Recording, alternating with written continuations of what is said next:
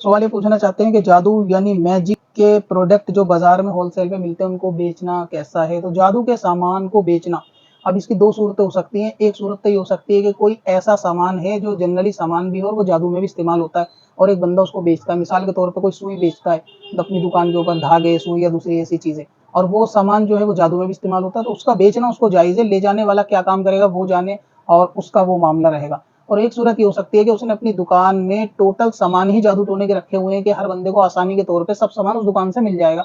जैसा कि और सामान के लिए एक दुकानें फिक्स होती हैं कि उससे रिलेटेड सारा सामान वहां मिलता है। तो इस तरीके से जादू टोने का सामान बेचना ये जायज नहीं है कि गुनाह पे मदद है लोगों के लिए आसानी फराहम करना। बाकी कोई ऐसी चीज जैसे नींबू भी इस्तेमाल होता है, तो नींबू दुकान पे सब्जी वाले के मिल सकता है तो वो बेच सकता है, सुई या दूसरी चीज बेच सकती है।